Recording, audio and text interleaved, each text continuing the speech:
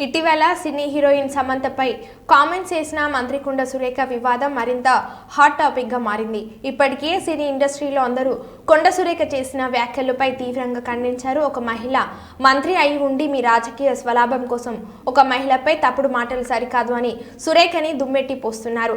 అదే కోణంలో తాజాగా ప్రజాశాంతి పార్టీ అధ్యక్షులు ఏకే పాల్ కొండ సురేఖ మాటలపై ఆయన స్పందించి వెంటనే మంత్రి పదవికి రాజీనామా చేయాలి లేదా ముఖ్యమంత్రి రేవంత్ రాహుల్ గాంధీ ఆమెను పార్టీ నుంచి సస్పెండ్ చేయాలని లేదా లీగల్ గా ముందుకెళ్తామని హెచ్చరించారు. ఎంత హ్యూమిలియేషన్, సమంతకి ఎంత డిస్ట్రెస్. ఇదే అమెరికాలో అయితే 8,000 కోట్లు $1 బిలియన్ చిన్న యాక్సిడెంట్ జరిగితే $1 బిలియన్ జడ్జిమెంట్స్ ఉన్నాయి. లీగల్ ప్రాసిక్యూషన్ అంటే క్రిమినల్ ప్రాసిక్యూషన్, డిఫమేషన్ ఇవన్నీ ప్రిపేర్ చేశాను ఆల్రెడీ.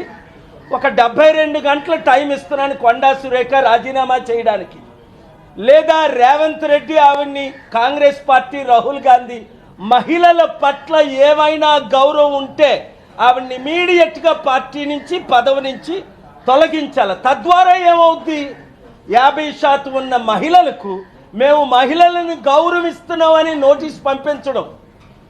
మీకు చిత్తశుద్ధి బయట లేకపోయినా ఉన్నట్టేనా వ్యవహరించండి. కనుక చాలా సెక్షన్స్ ప్రకారం డిఫమేషనే కాదు, క్రిమినల్ ప్రొసీడింగ్స్ కాదు, చాలా సెక్షన్స్ ఉన్నాయి. అవన్నీ నేను తర్వాత మాట్లాడతాను.